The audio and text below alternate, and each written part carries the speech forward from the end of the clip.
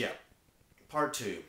Then we had a rather wonderful 6-man tag team match. Santino Marella, Festus, Goldust versus Jamie Noble, Chavo Guerrero, and the Brian Kendrick, who inexplicably is seen as in the same bracket as these freaks.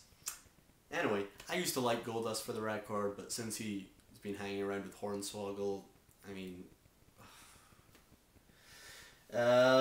bell rings, Festus goes mental. What a gimmick. Wow. Kendrick gets dominated for a bit, which really annoys me because you got 2 jobbers down on Kendrick's team who need to get dominated. Hornswoggle gets involved, it all breaks down. Hornswoggle gets involved and he kicks Jamie Noble in the leg and then does a suicide dive on the Brian Kendrick.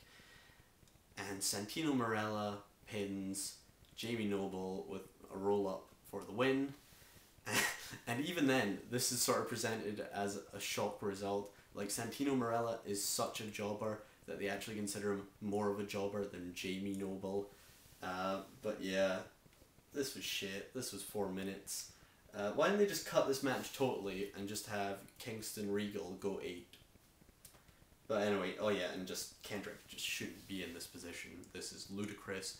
Get him a tag team partner quick. Hopefully he'll actually win the world title rather than Priceless or Legacy or whatever the hell they're called. Anyway, next match is The Miz versus Cena, which isn't going to happen, as I've already said. The Miz comes out, he cuts off Lillian Garcia, which is merciful because she was probably going to announce him as the ECW champ. He comes out and says he's going to prove all the crowd wrong. He does a lot of good interacting with the crowd, The Miz, and I like that. He says he's going to go one-on-one with Cena tonight, and he's going to back it up. The only reason he hasn't backed it up before is because Cena won't face him. It's not his fault. He continually calls Cena out, and Cena does nothing. And he calls the people in the audience Cena apologists, which I thought was a great name. All these people who make apologies for Cena. I thought it was great. Anyway, Cena comes out. Michael Cole describes him as innovative. John Cena is possibly the least innovative wrestler of all time. I mean, he uses shoulder blocks as one of his primary moves. He has turned a mat takeover, the fireman's carry, into his finisher. Anyway, as Cena reaches the ring, this would probably have been a pretty decent match. I think Cena can wrestle good matches. He's just not a great wrestler, but he is capable of wrestling good matches, and I think The Miz is getting better. I think this would be okay. Big Show comes down. Here's someone who's not capable of wrestling a good match. Miz attacks Cena from behind. Cena throws him away. Then he gets Big Show in the FU position. Big Show gets out and chokeslams Cena, and then he locks on the punishing camel clutch backbreaker. The Miz comes in and hits the Big Show with a steel chair several times. Although the Big Show is the world's largest athlete, he's also unprepared to get hit with a chair shot, so he just continually blocks it with his 8-foot long hands. And yeah, then the Miz attacks Cena. So at least they're setting up a 3-way feud. This is about the best you can do to salvage this. To be honest, there aren't many good wrestlers on Raw, so I guess the Cena Big Show feud has to continue, but... Anyway, then we have MVP versus Matt Hardy. MVP cuts a promo beforehand saying how, Cole clarifies it in a bit. He talks, apparently there's going to be a 3-for-all next week in which all 3 championships in WWE are defended world championships. And MVP says he wants to be in the title match next week, which I'm happy about because, you know, MVP should be in the title race. That's obvious. But what I'm not happy about is the crowd's reaction to MVP. They just don't give a shit. They cheer Batista, who has no charisma, no skills in the ring, and for some reason they don't cheer MVP. Literally, they did an MVP chant in the audience, and it was the world's smallest chant. It was embarrassing. It was like one person clapping, you know? It was just humiliating. But yeah, fair enough. This match was actually pretty good. MVP made Matt Hardy look good, which is tough enough to do. But yeah, MVP made him look good. Matt wrestled a fairly solid match. But of course MVP is going to win, thank God. And the end of the match comes, Matt's in the corner punching MVP with the cast. MVP knocks him off the ring apron, then hits an arm breaker on the cast, which didn't look very good, but then hits the playmaker for the win. I prefer the drive-by personally. I don't know why he stopped doing that as his finisher, but there you go. Then we have Vicky Guerrero come to the ring. This was all very fun. Well, the start wasn't. King and Cole, this is when they do their pig noises. And, you know, I don't think I've ever been so irritated with commentators in my life. But anyway, she talks to the fans. She says how she doesn't care they're upset about Orton's rematch tonight. In fact, because they're upset, she's going to do it. Because last night, when she was humiliated in the hog pen match, she looked to the crowd for some compassion, and they showed none.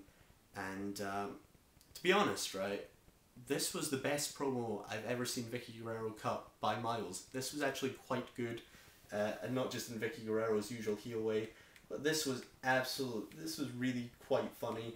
And yeah, then Edge comes out, Edge's music plays, and Edge says he was going to come out tonight and apologise for what he said. He said some rash things last night, but now he realises Vicky Guerrero has... Oh, she quit, by the way, forgot to say. She quits because the fans are on her back still. So Edge comes out. Now that Vicky Guerrero's quit, Edge no longer wants to get back with her because he was only using her for her power all along. And then he continues to humiliate her with you know, just the most embarrassing descriptions. He says, he calls her a she-beast, and then he says, when they went out in public, everyone thought you were my mother. It was all very funny. I don't really know what they were going to achieve with this promo, because the crowd loved it. Like, they were on Edge's side. They were just cheering everything he said, which is not good because he's a massive heel. But yeah, it was fairly funny. And Edge says he wants a divorce for anyone who didn't see Extreme Rules last night. And then Vicky does some screaming. Cena cuts a promo. It isn't great. It's nothing special. He just says he's going to take care of the Big Show and The Miz. Then we have Priceless versus the Colones. This was fairly decent. In fact, this was pretty good, except for the result. I don't really like Priceless all that much. To be honest, I think Ted DiBiase Sr. and Dusty Rhodes should have paternity tests on their sons, because they just can't be their sons. You know, they have no charisma. From two guys who had so much charisma, these guys have no charisma whatsoever. It's a disgrace. But anyway, this was okay. You know, Priceless for being the heels. You know, DiBiase got a cheap shot in, then Rhodes hit a DDT on Carlito. Carlito gets dominated for ages. DiBiase's actually okay on the ring. I think it is just the mic thing that annoys me. I really do like the fist drops. It reminds me of his father. I really do like that. And yeah, he hit some nice moves. He hits a beautiful drop kick, and I love that dragon whip takedown thing he does. But Carlito gets dominated for ages. Eventually Primo gets the hot tag. Primo does some high flying stuff. The crowd aren't remotely into it because the Colones are another one of those people like MVP who the crowd don't like when they like people like Batista who are fucking shit. And for some god unknown reason they don't like the Colones who are ultra talented. But anyway, ends up Cody Rhodes hangs Primo up on the ropes, and Ted DiBiase hits Dream Street and they get the win. Alright, listen guys, as usual I've talked for ages about something which didn't really deserve to be talked about. By the way, Rhodes and DiBiase get an undisputed title shot. So let's go into part 3, which might as well just be subtitled Why I Hate Triple H So Much. Okay.